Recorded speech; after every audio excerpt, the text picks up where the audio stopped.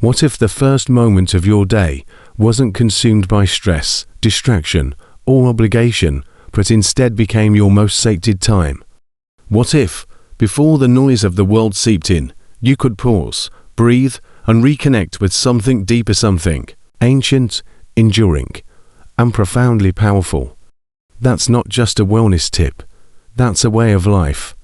And it's a philosophy deeply rooted in both East and West, from the Stoic wisdom of ancient Rome to the spiritual clarity of Japanese Ikigai.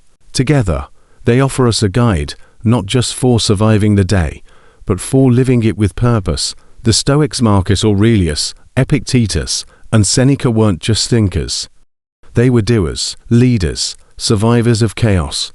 They lived in turbulent times, ruled empires, endured exile and suffering. Yet in the face of all of this, they found serenity not by changing their external conditions, but by changing their inner perspective. They woke up each day knowing one truth, that their thoughts, choices, and responses were theirs alone to command, not fate, not fortune, not other people, and certainly not their inbox. Now think about how most of us start our mornings. Alarms jolt us awake, phones blind us with headlines, notifications pull us into a dozen directions before our feet even touch the floor. We're reacting before we've even paused to think. This is exactly what the Stoics warned us about, surrendering control of our lives to impulses, emotions, and external events. Marcus Aurelius urged himself in his private journal, what we now call meditations, to get up and do your job as a human being, not to grumble, not to delay, but to greet the day with readiness, no matter how difficult it may be. And here, modern Japanese philosophy joins the conversation. The concept of Ikigai, often translated as reason for being, gives us a compass. It asks us, what lights you up? What are you good at? What does the world need? And how can you serve while sustaining yourself? When these four elements intersect, you find not just a job or a hobby, but a life infused with meaning. And that meaning gives mornings a purpose far more powerful than the snooze button. But let's not get ahead of ourselves. Before we rise, we must first prepare. That's why a strong morning begins the night before. In Stoicism, reflection is key. At the end of the day, Marcus would ask himself, what did I do well? What could I have done better? What will I improve tomorrow? This nightly ritual isn't about self-judgment. It's about self-awareness.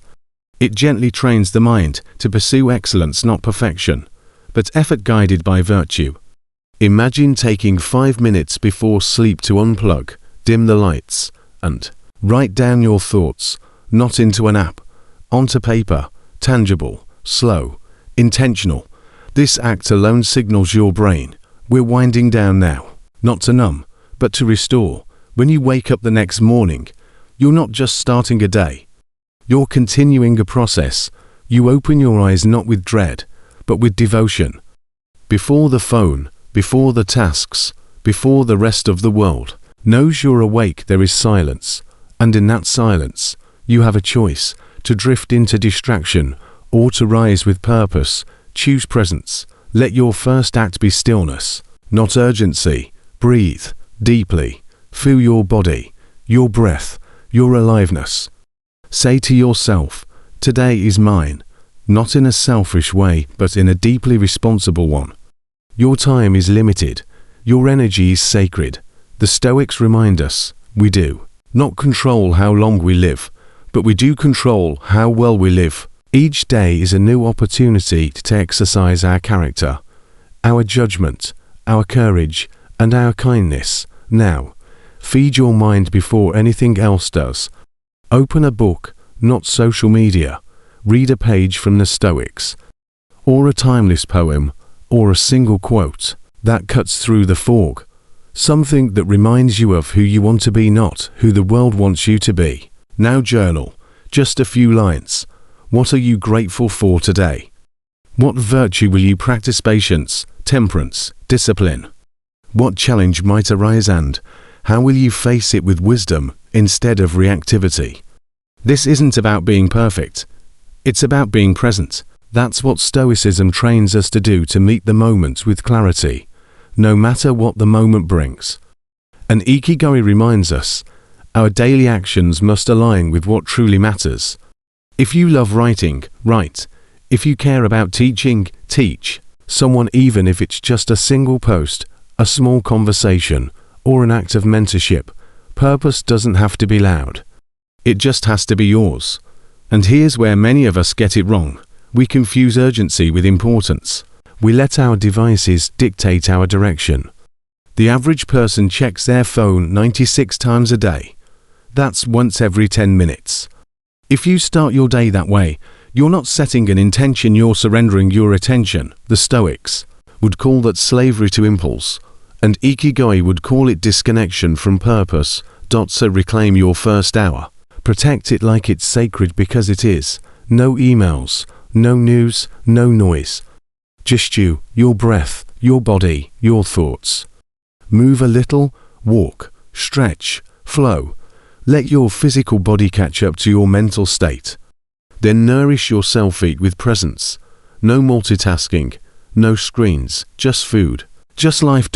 As you prepare to enter the world, maybe your office, your classroom, your studio, mentally rehearse the obstacles that might come your way. Someone might criticize you. A meeting might go badly. Your plans might unravel. Expect it not in a pessimistic way, but in a realistic one. Marcus Aurelius wrote, "When you wake up in the morning, tell yourself, the people I deal with today will be meddling, ungrateful, arrogant, dishonest." Why? Because when you anticipate difficulty, it doesn't shake you. You are already rooted in virtue. And virtue is your real goal, not success, not approval, not ease. Just excellence of character. That's what Stoicism teaches. And that's what a meaningful morning sets you up to pursue, not outcomes, but effort guided by values. Even if the rest of the day goes sideways, your morning was a win. Because it aligned you, grounded you, strengthened your core. That's how change happens, not through one massive transformation, but through tiny acts of discipline repeated consistently.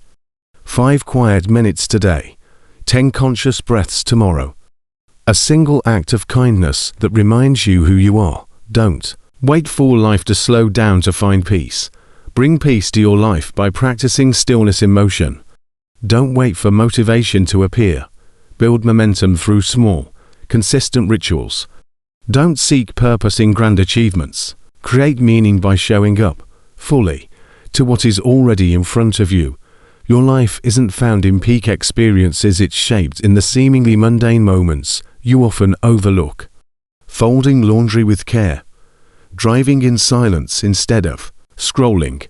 Saying thank you and meaning it. Choosing to respond with calm when irritation calls. And if today doesn't go as planned, that's fine. The Stoics would tell you it rarely does. What matters is that you return to your path, gently, consistently, without drama, with dignity, because you're not aiming for a perfect life. You're aiming for a philosophical one rooted in values, aligned with purpose, rich in reflection. And if you fall off track, forgive, reflect, begin again. Marcus did, every day. That's why he wrote his meditations, not to teach others, but to remind himself. And now, centuries later, you're listening to those reminders. You are not alone in this. So tomorrow morning, before the world finds you, find yourself. Before you reply to the world, check in with your own soul. Ask, am I living on purpose today? Am I guided by fear or by wisdom? Am I a little better than I was yesterday? If the answer is yes, even slightly, then you're on the path, the Stoic path, the path of Ikigai.